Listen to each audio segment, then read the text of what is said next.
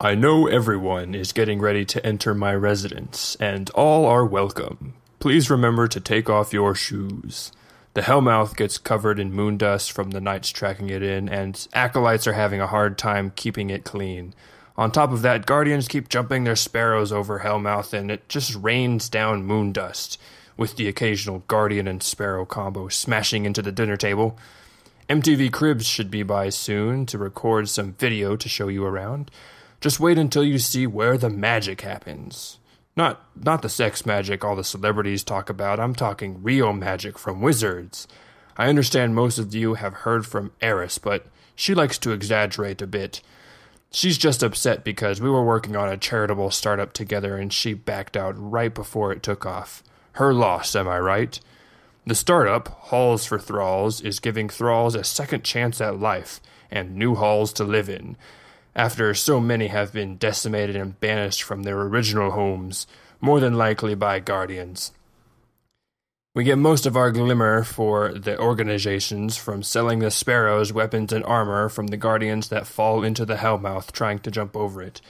Every time you buy a tumbler sparrow, the proceeds go to help the thralls. Most of the armor goes to our top contributor Zur, who has a special order for any and all sunbreakers. So with your help, Guardians, we can help find new homes for displaced thralls. I'm not saying you have to help, but it is kind of your guys' fault. We will be waiting with open doors for Guardians willing to help out once we open our new headquarters in the dark below.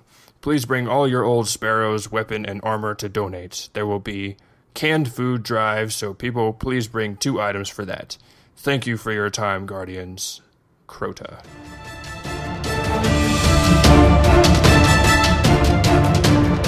You're listening to Destiny the Show.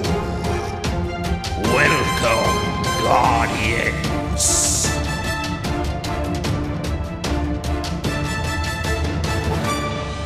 Well done, Ditty, well done. What an awesome letter to start off the show from the man, Crota himself. That's pretty impressive. It's very nice to hear from him before we even meet him, so that's nice. What a good cause. I love the fact that we now know why we get sunbreakers all the time.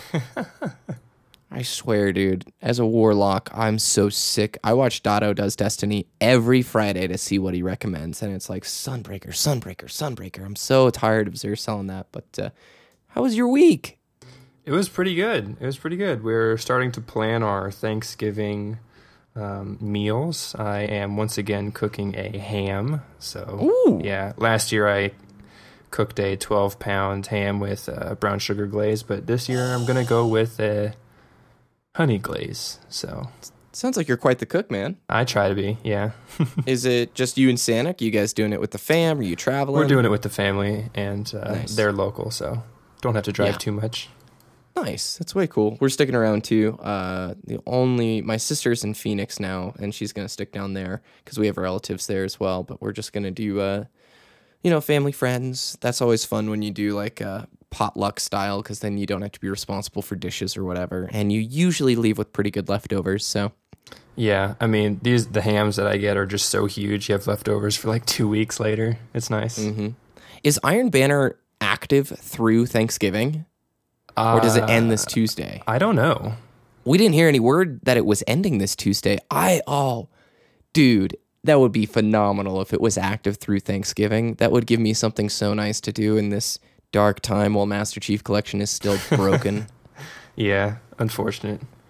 To all our listeners, we hope you have a very happy Thanksgiving. We've got a great show today. As predicted, tons of news stuff coming from the Dark Below DLC. We're getting a lot of information, a lot of data mining. One of the cool parts about these ongoing updates are the data miners, farmers, whatever you want to call them, the people figuring all this stuff out, are getting a lot of this information from the patches that we're getting from Bungie in these hidden sneaky stuff we talked about.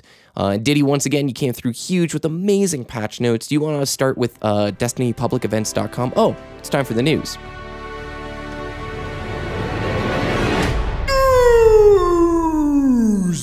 All right, so do you want to start with DestinyPublicEvents.com? Yeah, so once the patch came out, Bungie had updated the frequency of public events, so the database that DestinyPublicEvents.com was based off of was inaccurate. So the creators went ahead and took it down, and they started updating it frequently. They had Guardians report in when that public events were happening.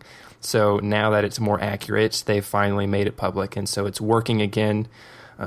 Public events are more frequent now. They happen maybe every 5 minutes instead of every 10 minutes.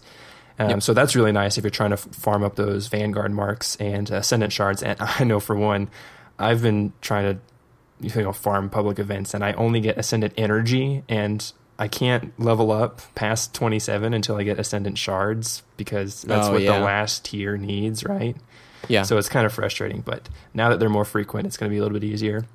See, with the Warlock, when I hit level 20, I immediately went for the public event farming to get my Vanguard marks. Oh my gosh, you can max your Vanguard marks out like that. You just put on some music you like, you start hitting the route, and it only takes a few hours. I would say probably like 3 hours, and you could probably hit your cap, maybe 4 hours. Exactly. Now that you can do it faster too, the potential is out the roof. With this Titan that's level 20, I can't decide if I want to take him down the Crucible. Probably not the Crucible route, because Crucible marks take flipping forever, dude.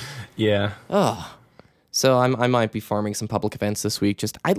There's something nice when you get to travel from planet to planet. I don't know if it's just me or if I'm, over romanticizing something that I shouldn't, but I enjoyed that. Yeah. All of the Dark Below upgrade perk list and weapon list. Oh my gosh, Destiny. Whoa. So what is this, man? Like, this is the entire list of what we found so far, right? Yeah, so it's a list of all the raid weapons, legendary raid weapons, and legendary raid armor, and the perk lists for each one of them, so you can see how which trees you want to upgrade or not. Some of these are sweet. Oh my gosh. Yeah, so we're going to go through it before. We're going to go through each one of these, and we're going to give a description of what they do. But weapon and armor perks vary, obviously. It just depends on which one you pick up. So in this link in the show notes, that you can check each weapon piece and armor piece to see which perks that it has, which options it has, because a few of them are randomly selected. Which are probably eligible for reforging, too. Yes. Yeah, okay. So fire away, man. So we're going to start off with the legendary raid weapons, and these are just the upgrade perks, so like faster reload, whatever. Just think that. Yeah. So the first one is Darkbreaker. Projectiles will over-penetrate through Hive Night Wall of Darkness. So whenever you weaken those knights and they pop up that immune shield that you can't shoot through, this armor perk block will be able to... armor block. Hard light shield. Come on, bro. Yeah. And you'll be able to over-penetrate and actually kill the knight through those. So you don't have to wait, or if you don't have a grenade to throw around them. Oh, that'd be hilarious. Yeah. Just like, no, you're done. Sit down. There was a GIF on Reddit about someone with an over-penetrating sniper rifle on Venus, and he just shot 2 guys through a tree. It was hilarious. Nice. The next one is Target Mark. Enemies hit by this weapon are briefly highlighted, so you can see them through rocks or walls or whatever. So if they go through cover, you can see where they are exactly. Could you imagine for PvP? If that carried over? Yeah, it should. I mean, I don't see why it wouldn't. That'd be nice, wouldn't it? That would be nuts. On a game like Control, if somebody was, well, I guess the radar already does a pretty good job, but that would be pretty sweet. Yeah, it would be. Hive Disruptor is the next one. This weapon deals bonus damage to stronger Hive enemies. So I guess that one's pretty self-explanatory. Life Stealer, 3 rapid kills in succession will heal a small amount and start shield regeneration. Oh, sweet. That's awesome. For big PvP fights, that will be sweet. Yeah. The Venus one. It's not. Yeah, it's the turret one in the middle. What is that Venus strike called? We just had it a few weeks ago. The Nexus? Yeah, the Nexus. That would be amazing, because when everybody starts like teleporting in, just boom, boom, boom, Yeah. I'm already back up. The next one is White Nail. 3 consecutive precision hits, not necessarily kills, in rapid succession will refill the mag. Oh my. Oh my god, you don't even have to reload. That's awesome. Oh my gosh. That is so good for PvP too, man. And that's just precision hits. That's not... Yeah. Man. Also PvE, that'd be pretty sick too if it's a large group of enemies. Like you're getting rushed down by thralls. Mm-hmm, exactly. You just keep popping them. Oh man. Crota's Pet. 3 rapid precision hits will return 1 round to the mag. I'd rather have White Nail, to be honest. Yeah. And last is Lichbane. Projectiles have a chance to disorient Hive wizards. Oh, that'd be cool. So a lot of things that you can already see strategically for the raid, how they're going to be probably useful. Like they're targeting enemy types that we're going to be fighting in the Dark Below. Exactly. Yeah. These weapons are specifically forged to fight the Hive, which is really nice. Yep. So we're going to move on to legendary raid armor and the perks. Movement of power. Gain a temporary increase to weapon damage while Oversoul's gaze is active. Now, I don't remember what Oversoul's gaze is. I don't either. Somebody knows in the show, I'm sure. So they'll let us know on Twitter. Be like, you guys are so dumb. Like, this is like an ability everybody knows about. Towards the end of the show, I'll be researching it during the show, so we'll have an answer for you in a little bit. Okay. Movement of speed. Gain a temporary increase to reload speed while Oversoul's gaze is active. And then Swordbearer's touch. Gain a temporary increase to agility while carrying the sword of a Hive sword bearer. Woo! The sword! It's confirmed. We're going to get to use the sword again. And that's awesome. Oh, yes. That was so such cool. That's like the only mission of my like story playthrough I would recommend to anybody at this point. Because like first time you get the sword, I just lost my mind. Because I didn't watch anybody else playing it or whatever. I was just like, yep, coolest thing ever. I want that in PvP. I don't care how broken it would be. A map like from the Dark Below that's got a power weapon, like a big heavy ammo drop, is the sword. That would be awesome. Instead of heavy ammo, you just get the Sword of Crota. There's one guy just like, yeah, and you're like, oh. I mean, it's similar to Blade Dancer. I totally could be done. Yeah, I mean, it basically is Sword Dancer, except with area of effect. That's nice. Yep. The next three are all randomly selected, so it depends on which armor piece that you get. So go ahead and reference that list that's linked in the show notes as well. Hive Breaker, Hive Destroyer, and Hive Striker are those three that are randomly selected. So killing a hive with a melee attack has a chance to spawn an Orb of Light. That's Hive Breaker. Yep. Hive Destroyer is killing a hive with a grenade ability, has a chance to spawn an Orb of Light. And then Hive Striker is killing a hive with a critical hit, has a chance to spawn an Orb of Light. So even when your super is not active, you have a chance to spawn Orbs of Light with these perks. Very cool. So I like that spattering of stuff. Sword confirmed. That's maybe the happiest news I've seen all day. Did they include any pictures of the gear? I've seen a couple of them floating around, like armor pieces that we didn't see last week. Yeah, they have all the thumbnails, and there's a few. I don't think there's any new splash arts. Like full renders. No, but not. Did you see the level 31 hunter? Not to interrupt you, sorry. I did, yeah. It's pretty cool. There is a player that people have found that's a level 31 hunter, and he's got sort of the new style of gear in which his primary, even though he's a level 31, he's using, I think, a rare, isn't it? It's a blue for his scout rifle. Yeah, he is. It's kind of funny. I still use rare hand cannon, mainly because I don't have a legendary or exotic, but I really like my rare cannon. I thought. I still haven't beat the bounty. The last guy. That level 26 strike is hard by yourself. It's hard. Yeah. Yep. And you're 27? 27, yeah. Dude, it's like the Queen's Wrath stuff. It doesn't matter what level you are. It's just brutal. It's like, oh, you got meleeed. Restart. That's nice. It's like, no.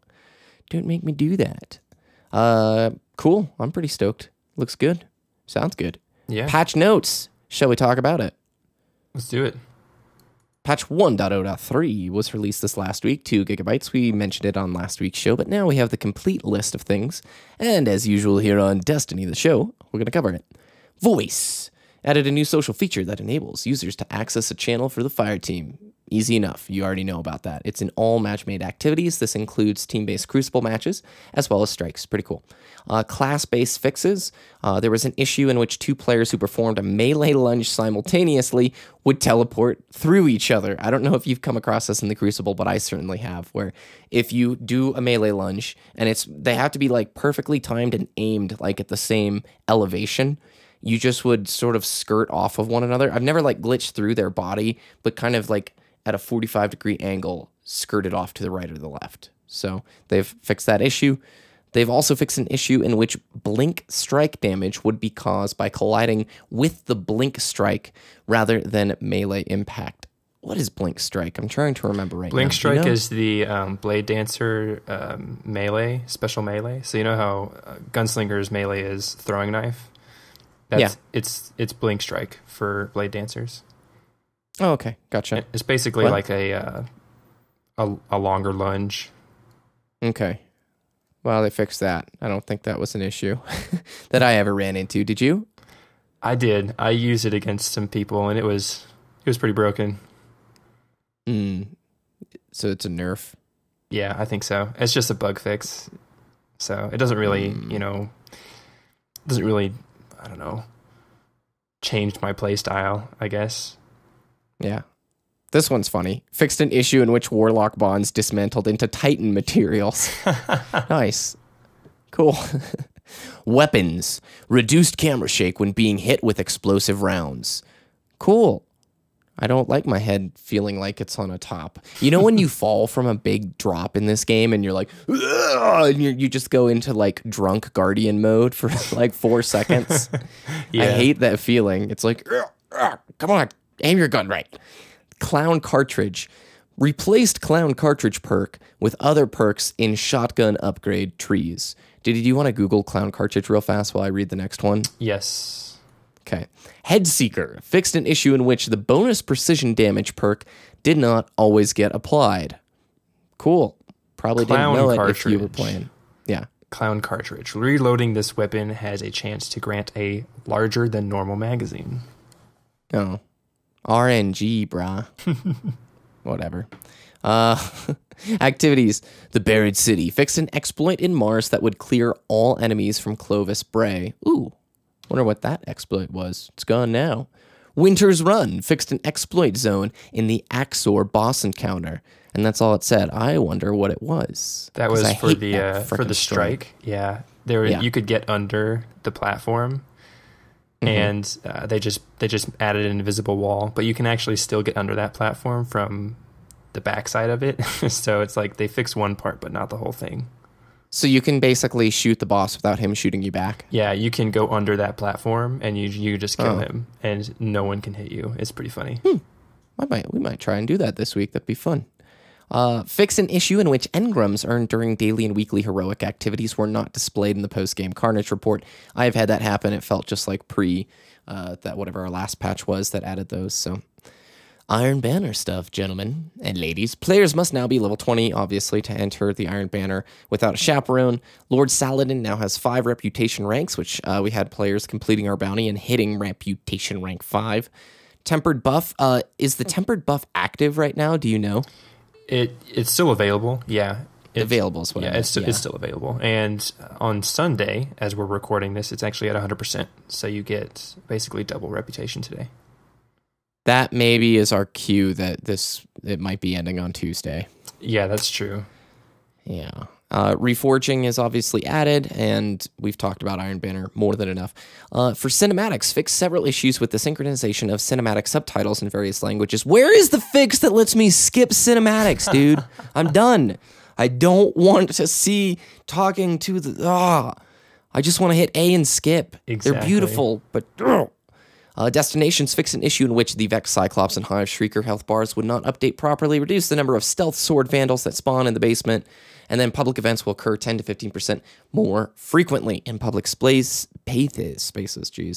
For vendor changes, you have 10 bounty slots instead of 10. Added 5. shaders to... Oh, did I say 10 instead of... Yeah. 10 instead of 10. Yep. Gosh. Yeah. We'll just... Yeah. Added shaders to Eva, the lady who sells them. There's 3 more. They look okay, but she should be adding them every week, not every frickin' 2 months. You can preview shaders. You can preview emblems. I'm skipping these because they're super boring, and you guys don't need to know about it. Enabled revive scoring for skirmish and salvage. That's in PvP. An exploit was fixed in which reviving somebody with a revive score, blah, blah, blah. Fix an exploit with revive scoring when entering a kill volume and having a teammate revive you for easy points. I don't know what that means. And I even read that before we did this, and it was still weird. Join in progress has been adjusted for all players to minimize long periods of unbalanced teams. I don't know if you've experienced this where people jip in like 2 minutes before the game's done. It's like, oh, that was helpful. Yeah. Good. Glad. New functionality to match preformed fire teams against one another. Basically, this will slowly roll out to all playlists over time, but they're working on it like with 3v3. So in 3v3 games, fire teams of 2 or more players will match together more frequently. In 6v6 games, fire teams of 4 or more players will match together more frequently. This is called big party matchmaking or big team matchmaking or whatever they called it in Reach. Do you want to explain it, Ditty? Like, remember Halo, how he did it? Yeah, so it basically just evens the playing field, so you don't have a party full of 6 people pre-made against a party full of 6 random people who are just match made, right?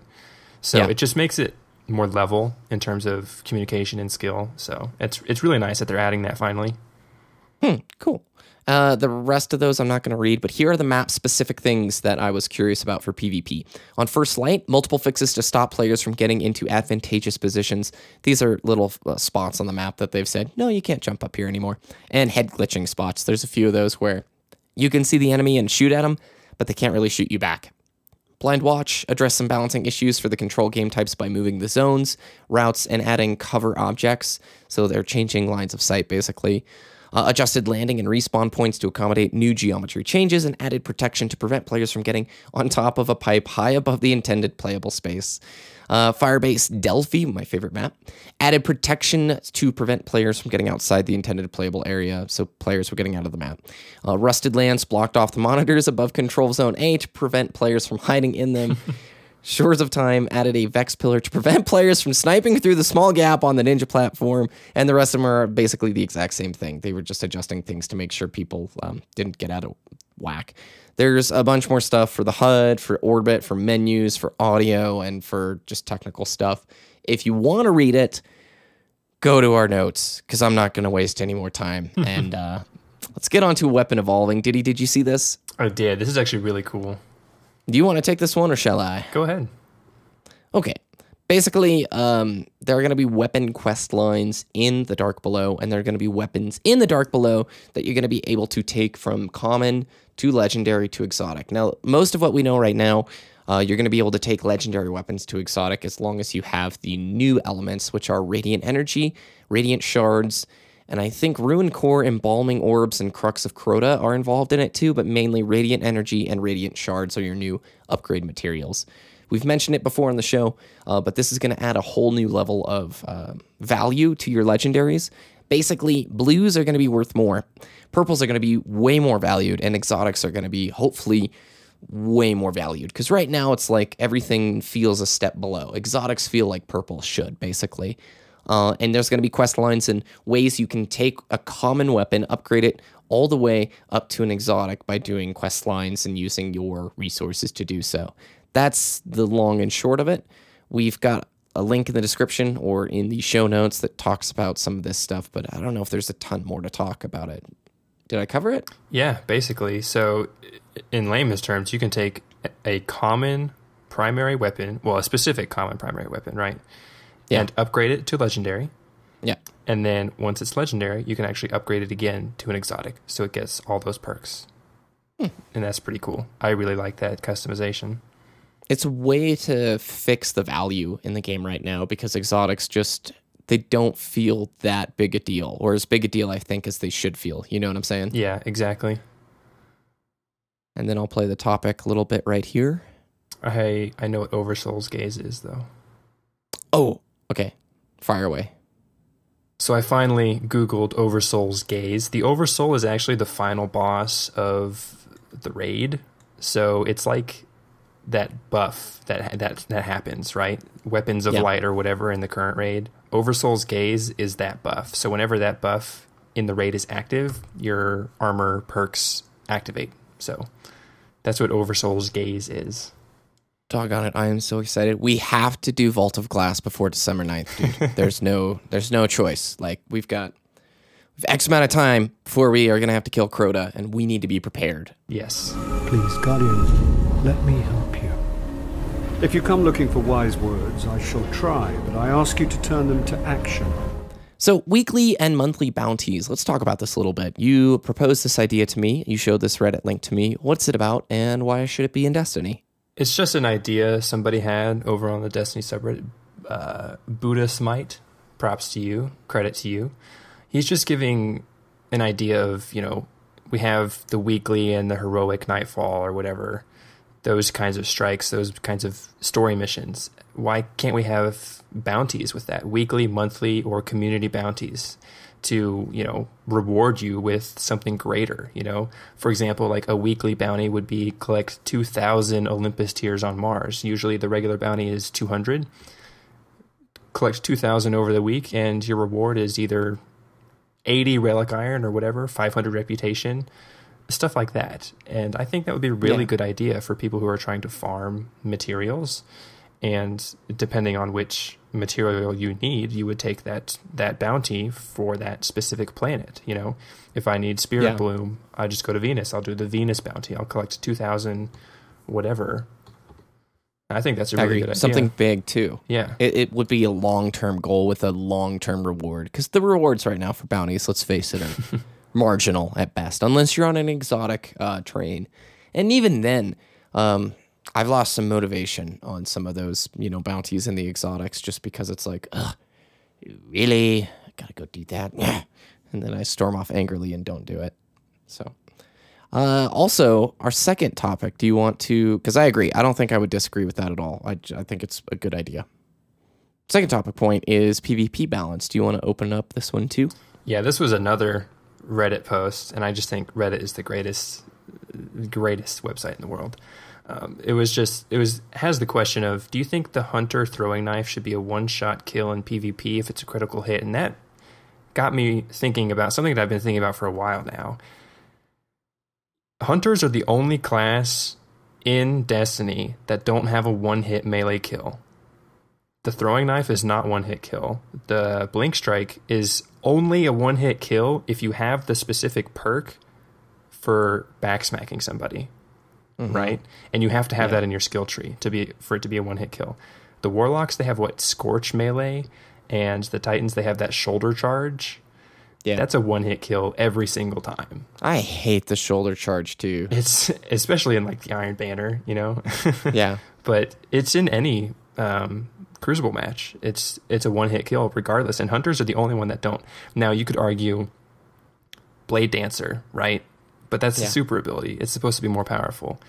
I'm talking about, the melee ability. I think, and just made me think about balance in between all the classes, each class has their overpowered ability, right? Hunters, they have the Golden Gun and Blade Dancer, which net at least 2 kills if you're...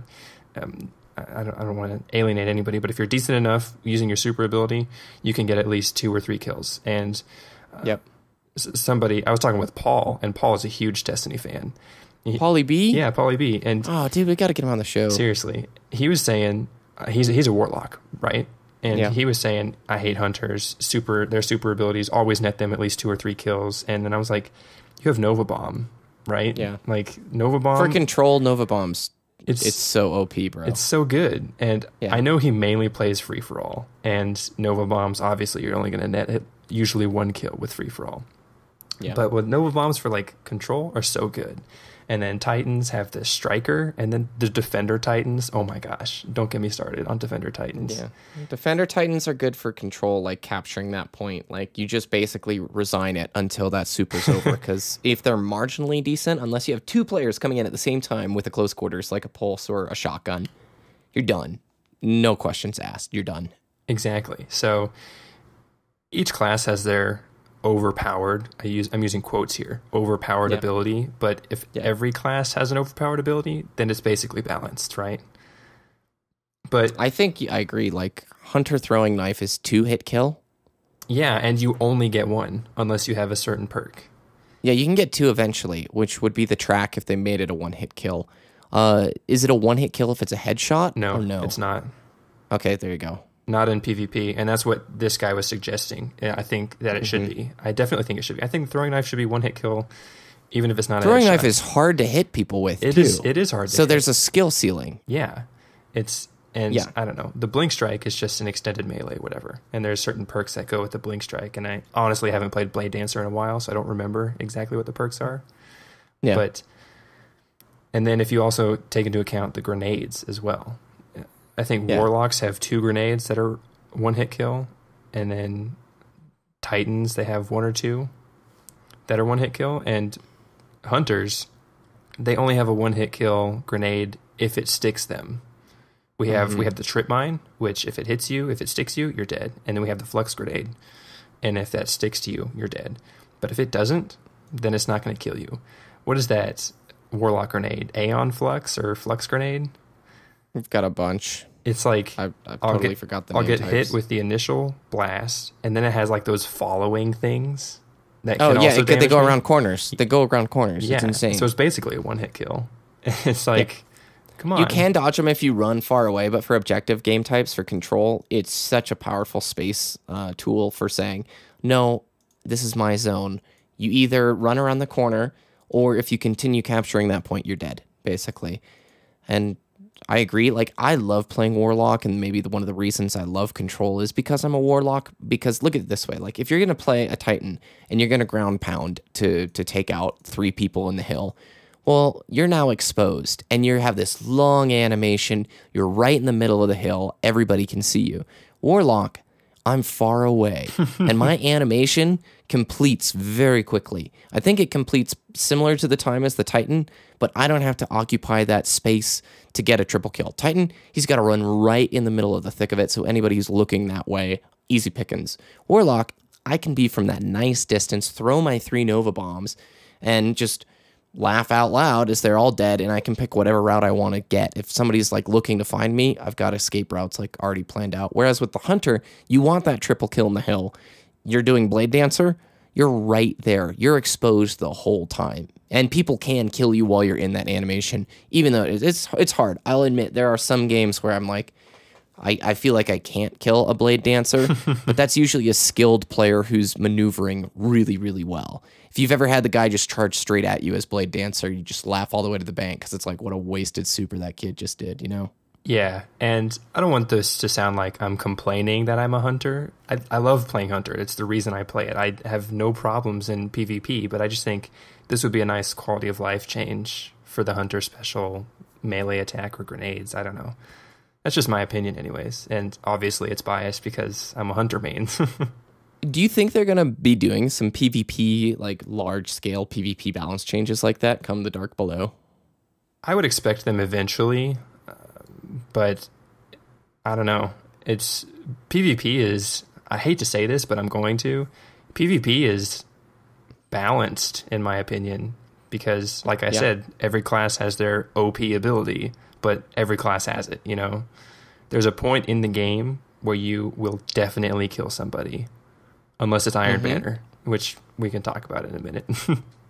But and a lot of times you got to like just resign yourself to like, oh, I just got Nova bombed. There was nothing I could have done in that situation. And you just sort of accept it and you look at your super bar and go, well, I also have a pretty cool 1-button kill. So exactly. Like, it's a good try. I have my golden gun coming up in 30 seconds. It doesn't really matter because I'm going to kill him with a one-shot kill anyways. Yeah.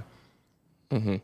So you mentioned Iron Banner. Can you tell me a little bit about that before we hop into Twitter? Yeah, so I played the Iron Banner on both PlayStation and Xbox this week. And PlayStation, I'm level 27. I did fine. Whatever. I was competitive, right? Yeah. On the Xbox, I'm level 20 when I started the Iron Banner. And I could definitely tell the level advantages were turned on. Because my first game, or for like 7 out of the 7 games I played on that account, I only won one of them, right? And it was like the last one. And the first couple games that I played, there's obviously level 30s on the enemy team. Since they're 10 levels higher, their level number is just the question marks, right? So it's just like, I'm not going to kill you, and you're going to easily kill me because that sucks. And like headshots against level 30s as a level 20 do like 7 damage. And it's just like, that's a critical strike. Are you kidding me? There's no way I can do this. And so you just go cry in a corner and try and cap a point. It's just, it was hilarious, but I still had fun. But I did confirm that if you have multiple of those iron medallions, say I lost 5 games in a row, which I did, and I have 5 of those iron medallions, I win the next one, all 5 of them are redeemed at the same time. So you get like plus 200 experience or whatever. So that's cool. That is cool. I really like the way that they did that. So Iron Banner 2.0 success? I would say yes.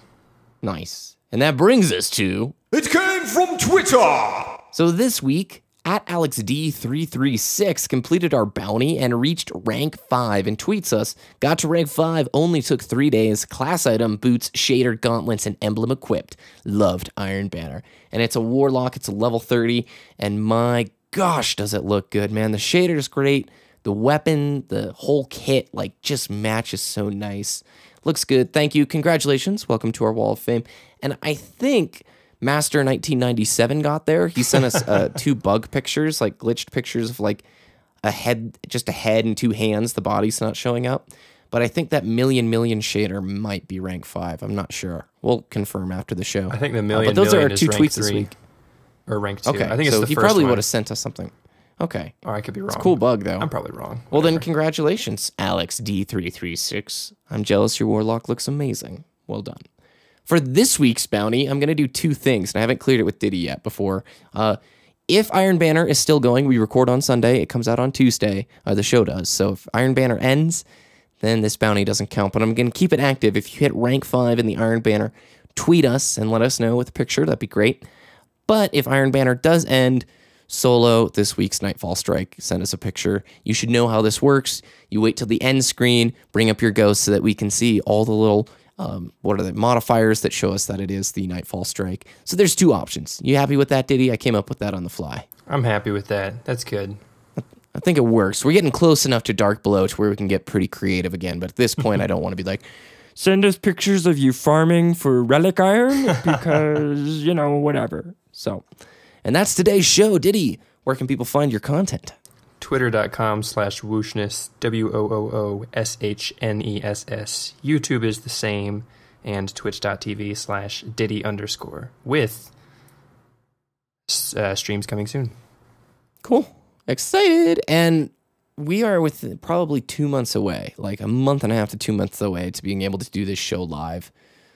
We just have some technical difficulties. Dragoon is on too slow of internet to do it right now, but we're getting pretty close to that time frame where we're gonna make it a thing, and we're probably gonna start actually having video footage for this for the YouTube people, because I know they've been asking forever. I just don't want to. 35 minutes of like render time on a computer is a nightmare. So yeah, and these live streams will be on twitch.tv/Destiny the Show. Yep. And I think our own personal Twitches, we can host it on them too. So if people are over there and follow us already, they'll have an easy way to get there. Be sure to go to destinytheshow.com for all the links from today. Follow us at Destiny the Show and tweet us. To be on it came from Twitter. You can always email us, destinytheshow@gmail.com. We don't check it like hardly ever, so just be forewarned. You can follow me at BBK Dragoon. Join our clan. Hopefully during Dark Below, we'll actually be able to see the clan in game, which would be pretty amazing. And I think that does it. Twitch.tv/Destiny the Show. And have a great week.